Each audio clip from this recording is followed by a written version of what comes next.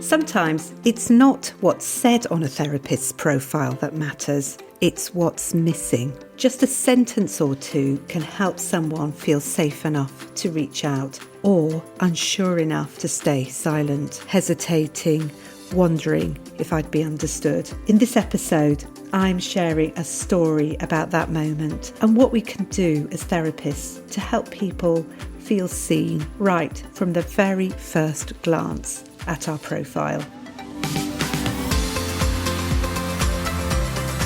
Welcome to Good Enough Counsellors, the podcast for growing a private practice without the pressure to be perfect. I'm Josephine Hughes, counsellor and creator of Therapy Growth Group, helping you get the clients you want.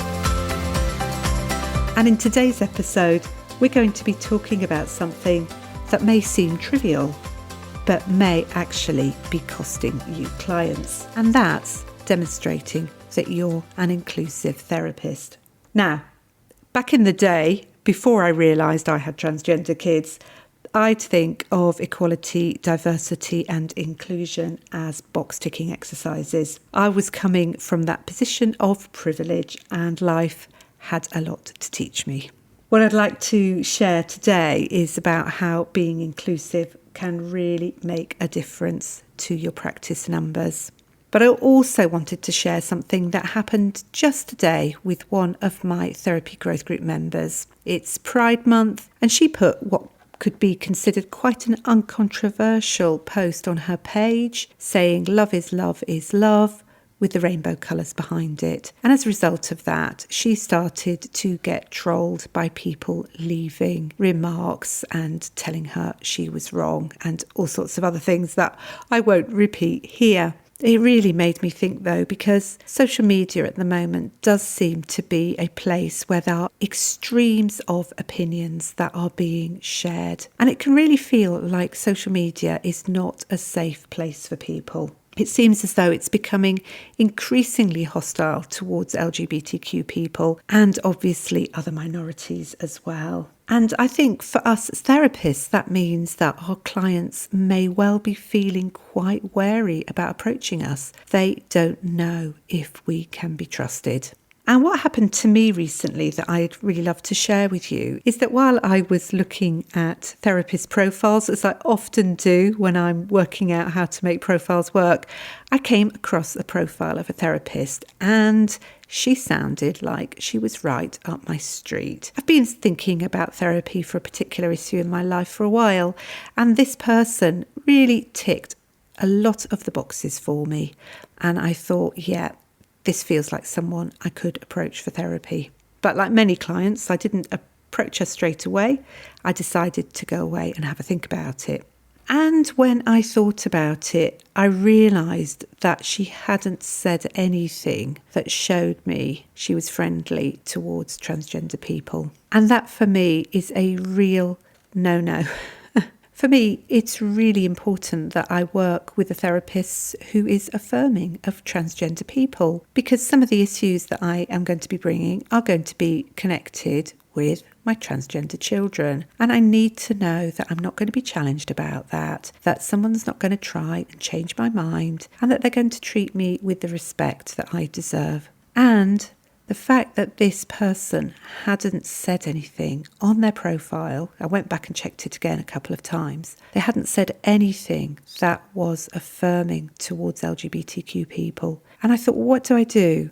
Do I write to them and say, can you tell me about what you think about LGBTQ identities, or, what's your attitude towards working with LGBTQ people? But the fact that I'd have to ask, you feel as though whatever answer you got, it would be somebody who was just saying, oh, yes, of course I am. The fact that they hadn't already thought about it actually says quite a lot to me. It says that it's not in their mind. They're not someone, they might consider themselves inclusive, but they're unable to demonstrate it to me. And the fact that they haven't bothered to demonstrate it to me actually rang alarm bells for me. So I probably won't be going to that particular therapist. There's that saying, isn't there? Silence speaks volumes. And unfortunately, that silence spoke to me. So perhaps you are actually an inclusive therapist, but are you telling people? What I did is I looked up some people that I know are very inclusive therapists, and I'd like to share a couple of their websites with you. And the first one I'd like to share with you is Jennifer Snow's, and you can go along to Jennifer Snow Counselling, all one word, .co.uk. And the second sentence on Jennifer's website is the following: my name is Jen, and my pronouns are she/her. So immediately, as soon as you start reading her website, you know her position vis-a-vis transgender people. And then in the second paragraph, she talks a lot about how she works with different types of people, neurodivergent people. She's committed to anti-racism. There's a lot in there on Jen's profile that just makes it abundantly clear that she's a very inclusive therapist. And if I was someone with minority issues, such as being a member of the transgender community, then I would feel free to go to her and safe. Now, I don't know about you, but I think often we shy away from things like inclusion statements because we're a bit worried that we might make a mistake and that we don't know enough. And that's when the silence might appear, because we want to be inclusive, but we're so keen to be inclusive, we're really worried about offending people. I think there's a real sense of I'm not good enough to be able to write an inclusion statement. And that's often what stops us from being clear in what we stand for, because we don't want to make a mistake. Sometimes the letters change. I'm always questioning myself, am I saying enough of the LGBTQ, or should it be LGBTQIA plus? And there's lots of different ways of saying things, and we can get tangled up in thinking, I'm getting this wrong. So I think it's really important first off to say, actually, even if you get it wrong, at least you are trying. And you could make a start on it, and then you could take it to others to help you review it. So you could take it to supervision, say. You could take it to peers. You could bring it into a counselling group and say, folks, have I got this wrong? Do I need to correct this in any way? People will help you out with it. And actually, people usually are really pleased that you are making an effort rather than thinking, well, who do they think they are? So I'd really like to encourage you that a little bit of humility is a great starting point. And it's so much better to have something than nothing, because it will still speak to people. You may be wondering to yourself, well, actually, what do I say? I don't really know what I should say. And it's really interesting because I spent quite a lot of time preparing for this podcast episode, partly because I felt like I didn't know what I was doing. And it's just really interesting. I spent at least half an hour reading up BACP Good Practice in Action guidelines and looking all about equality and diversity. And I couldn't find anything that talked about how to write an inclusivity statement. And I searched on the internet and I couldn't find anything, which makes you wonder, really, doesn't it, what's going on? But I actually think it might be a good thing that there's no templates that you could just copy and paste, because actually, I think with something like equality, diversity and inclusion, it actually is important for us to have done the work. And we don't want it to be a performative exercise. We want it to be real and grounded in who we are. Because if we say that we're inclusive and actually, people come along and we're not inclusive, that isn't any good for us or for the client. So I think we do need to back up our inclusion statements with what we really know to be true. And that might mean that we need to go away and do some reading. And that's okay. I really admire Jen, for example, because I've always seen her be so committed to inclusion. And I feel like I've still got a long way to go to catch up with her, but that's all right. I'm learning and I'm on a pathway, and I can't make myself be any faster than I already am. I've just got to keep learning. And so if I was to write my inclusion statement now, it would very much come from the place of where I'm at the moment, and that will show people where I am. And it will also be much less of a sort of cookie cutter approach. It will be really grounded in reality. So I think it's important that we do the work and we write a statement that comes from what we believe inclusion is all about. And if we miss something, well, that in itself is going to speak to somebody who perhaps needs you to be particularly inclusive in that area. Obviously, we'd all love to be 100% inclusive, but let's face it, we've also all got blind spots that we need to work on. So we have to do the best that we can. And I'd really love to encourage you to just have a go. And like I say, you can hold it up to the light. You can say to people, what am I missing? And that will help you to learn as well. Now, coming up in Therapy Growth Group in July, I have got a training session on identifying your values and thinking about who you are as a therapist and how you can communicate this to clients. And I think this would be a perfect opportunity for you to come on board and explore and see what it is that really you want to communicate about your values and how you can do that. And we're running a training course, as I say, in Therapy Growth Group. Just go along to josephinehughes.com/work with me and you'll find the link to Therapy Growth Group there. Calls are always recorded, so you'll be able to catch up with it if you're listening to the podcast after that's taken place in July 2025. Now, something else that I've touched on that you might be feeling is you might be worried that you're going to sound as though you are just being performative, that actually it doesn't mean anything. But I think that's helpful because it shows that you really care about integrity. But having said that, I still think it's more important that you say something rather than you're silent, because as I said earlier, your silence will speak volumes. Here's a quick list of things that you might want to include in your inclusion statement. It doesn't have to be very long. Some people write a lot, other people only write quite short passages, but this is what I think you could include. The first thing is that you want to show that you welcome people of all sorts of identities into your practice, and you can do that by welcoming them and naming the people that you would work with. But having said that, I think it's really important to affirm people's identities. You don't just want to say that you work with transgender people, for example, because that might imply that you are seeking to cure them.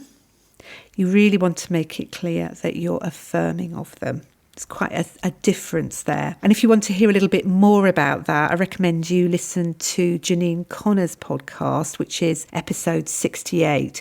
And she talks, when she's talking about working with transgender people, how some gender critical therapists phrase the way that they work and how they work with gender identity. And it's really interesting just to hear the very subtle differences that might confuse clients. So I think it's really important that you do actually talk about how you affirm people. The next thing I think to include is to acknowledge your own privilege, perhaps. This is where I would need to acknowledge my privilege and talk about how I'm still learning and I'd like to be held accountable. So it's not that when we're inclusive, we don't make mistakes. It's just that we're showing people that we are open to being corrected, and that's okay. And finally, you may like to include relevant training or particular placements or particular work that you've done where you are working with particular types of communities. So that could be something else that you include in your statement. And I'd love for you to have another example of a great website. And I'm going to recommend that you go and look at Louisa Harvey's website. Now, Louisa has a standout website in terms of her inclusivity, so much so that I looked at her website back in 2023 and I could immediately remember it when I was thinking about this podcast episode. So you can find Louisa at Psychodynamic Therapy Birmingham, that's all one word, .co.uk. I recommend you just go and have a little trawl of her website because it's so brilliantly inclusive. But what comes across is just how real she is and how utterly committed she is to anti-oppressive practice. So do go and look at that website, psychodynamictherapybirmingham.co.uk. So if you've been wondering whether it's really worth putting something on your profile about inclusion, my answer is a big fat yes. There might be someone just like me who needs to speak to someone inclusive and is looking, I haven't found anybody yet that has got the elements that I'm looking for, just think it could be me. I'm probably not the only person who's representative of this particular issue. So do make your profiles inclusive. It really is worth it because your silence can speak volumes. If you say something, it's going to help someone feel safe enough to get in touch. And remember this, you don't have to get it perfect. You just have to be willing to show up. Show that you care. That can make all the difference. And if you're not really sure where to start, say so. Tell people. Start by being honest. Say you're learning. Say you're open. And that in itself can be quite a powerful statement. The thing is, you might be much more inclusive than your profile suggests. It could be that you just haven't thought about doing it. So now is a really great opportunity for you to sit down and do something. Could you do it within the next week, perhaps? And if you need a bit of help, come along to Therapy Growth Group in July and join us as we work on our identity and values and how to communicate that. Remember, inclusion isn't just about who we're happy to work with. It's about who feels able to reach out in the first place. Thanks for listening. Do come and join my Facebook community, Good Enough Counsellors. And for more information about how I can help you develop your private practice, please visit my website, josephinehughes.com. If you found this episode helpful, I'd love it if you could share it with a fellow therapist or leave a review on your podcast app. And in closing, I'd love to remind you that every single step you make gets you closer to your dream. I really believe you can do it.